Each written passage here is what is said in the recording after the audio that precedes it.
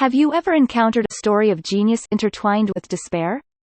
Greetings everyone. Today, we'll unravel the unexpected story of Beethoven, a man whose life was marred by personal tragedies and challenges, yet who gifted the world with the Ode to Joy. From his tumultuous relationship with his father to his unfulfilled love affairs and his battle with deafness, Beethoven's life was anything but ordinary. If you find this video interesting, please support us by hitting the like button. Now, let's get started. On May 7, 1824, at Vienna's Kärntner Theatre, a concert was held and the premiere of one of the world's most famous compositions took place. There, a legendary genius, who would be remembered for hundreds of years to come, was conducting. The musician stood, his entire being absorbed in the music. Conducting with unbridled selflessness and enthusiasm. He conducted with intense passion. A remarkable feat considering he was deaf at the time. His name was Ludwig van Beethoven. He had lived a life full of hopeless anguish, and the piece he composed with all his heart was the ninth, commonly known as the Ode to Joy. Despite his life of despair, he composed music that encapsulated the most profound joy. In December 1770, in what is now Bonn, Germany, Ludwig van Beethoven was born.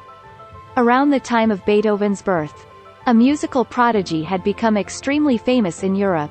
Who do you think it was? It was Mozart. Let me tell you an interesting legend about Mozart's childhood genius. Mozart started music at the age of 3, and composed his first piece at the age of 5. With the encouragement of his father, who was very passionate about education, Mozart was active at the age of 6.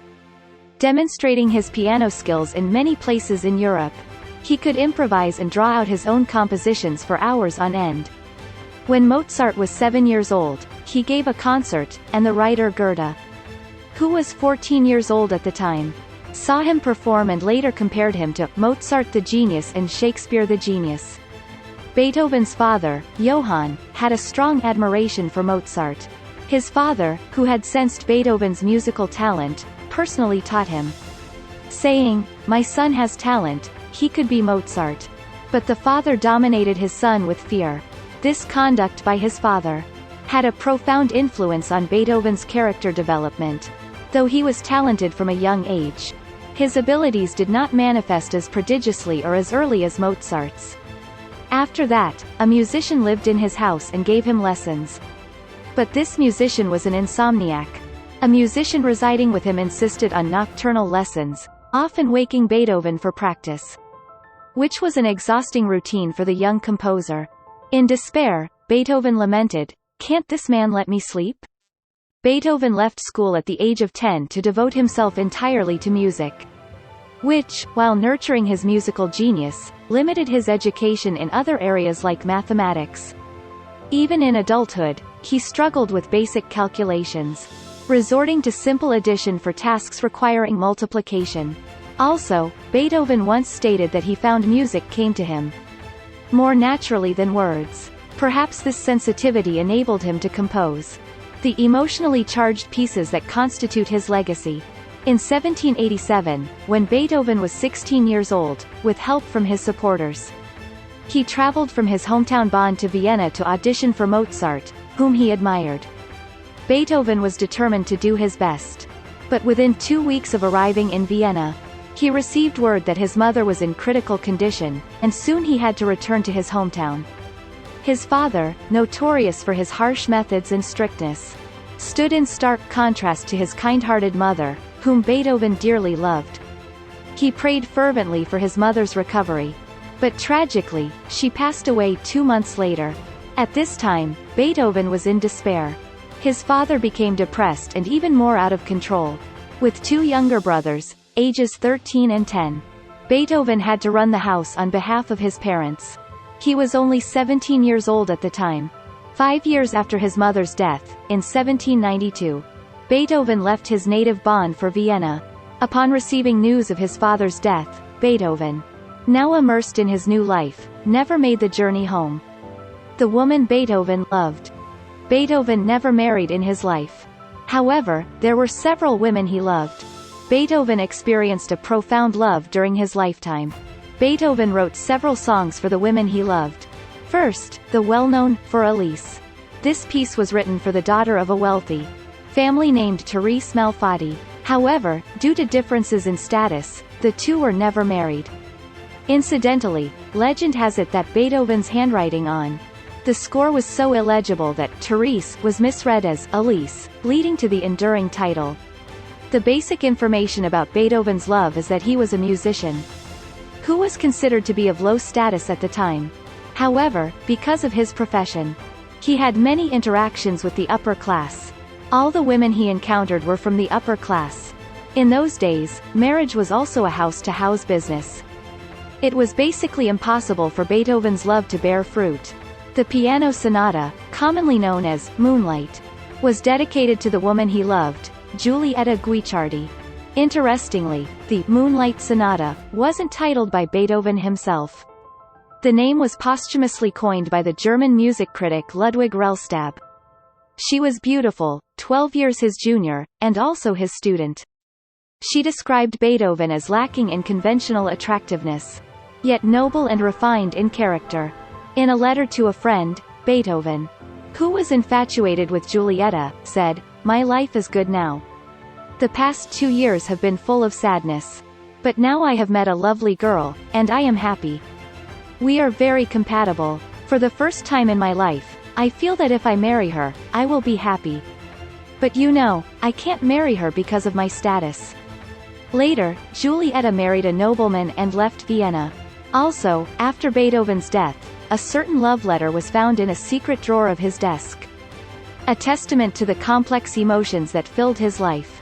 Speaking of complexity, Beethoven's personal habits were, to put it mildly, quite unique. It was written with profound love to his immortal beloved. But the actual recipient of this letter remains unknown. It is said to be one of the unsolved mysteries of music history. I wonder if our love can go on without sacrifice. And without demanding everything. We will see each other again soon. My heart is full of so much to tell you. You are my one and only treasure, my everything. I'll be filled with both joy and sorrow, waiting for fate to fulfill our wishes.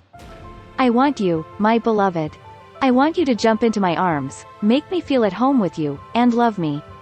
Forever yours, forever mine. Forever ours. The truth is that no one knows if Beethoven was unable to send this letter and kept it with him forever. This unrequited love may have stoked his musical passion, further igniting his creative genius. What do you guys think? Catastrophically untidy. Interestingly, Beethoven was notoriously disorganized. Whenever he reached the limit of the messiness of his room, he moved. A nobleman who visited Beethoven's house in 1809 wrote, "Imagine the dirtiest, most chaotic place you can imagine. The room was in disarray, with puddles on the floor, a dust-covered piano, and clutter everywhere, including sheet music and clothes. And not only was it dirty, it smelled. I think we were all a little upset by this. Also, at one point, he spent all his time composing single-mindedly. In this kind of environment, unaware of visitors. Moreover, he was known for his intense personality. He would throw hard-boiled eggs at the waiter's head in a restaurant. Now, he had 2 younger brothers, and Beethoven brought them to Vienna and took care of them. When one of them contracted tuberculosis, Beethoven paid his salary for 3 years. However, in 1815, his brother Caspar died. Beethoven became the guardian of Caspar's son, Karl, age 9. According to his will, Beethoven, however, had a temper. Reports suggest he was overbearing and harsh, displaying occasional outbursts of anger towards his nephew Karl. Karl, engulfed in turmoil, repeatedly sought refuge at his mother's house and even survived a suicide attempt. Beethoven was devastated, and Karl eventually joined the army at his own request. And the two never saw each other again. Beethoven suffered from many illnesses throughout his life. His hearing, the lifeblood of any musician, began to suffer at the age of 28. And slowly worsened until by the age of 44 he had completely lost his hearing. His deafness posed a tremendous challenge to his career as a musician. Yet, Beethoven's genius shone through. And he composed his most ambitious work, Symphony No. 9, a masterpiece celebrated worldwide to this day. Tragically, Beethoven never experienced the audible beauty of this masterpiece. The first performance of the Ninth took place in 1824 at the Karnaturi Theatre in Vienna. At this time, Beethoven was conducting, but as he was deaf, another conductor was prepared. Beethoven stood in front of the ceremonial podium, arms raised, body moved in a wide, tall, crouching motion, representing all the instruments, and went wild. Yet, Beethoven heard nothing. Neither the performance nor the applause of the audience reached his ears. Halfway through the performance, one of the orchestra members made Beethoven turn his head toward the audience. There, the audience was applauding the beautiful and magnificent Ninth to thunderous applause. The piece reaches its zenith with the Ode to Joy, a movement marked by a magnificent and powerful chorus. The lyrics, filled with messages of freedom, hope, and unity, were a quotation from a poem written by Beethoven's favorite German poet, Friedrich Schiller. He lived a life of despair, yet he wrote songs filled with the most glorious joy in the world. At the moment the joyous song ended, the audience raised their hands and waved their hats and handkerchiefs to convey their feelings to the deaf Beethoven. 3 years later, the great musician Beethoven died of liver disease at the age of 56. Thank you for watching. Don't forget to like, comment, and subscribe for more insightful content. Take care and see you in the next video. Goodbye.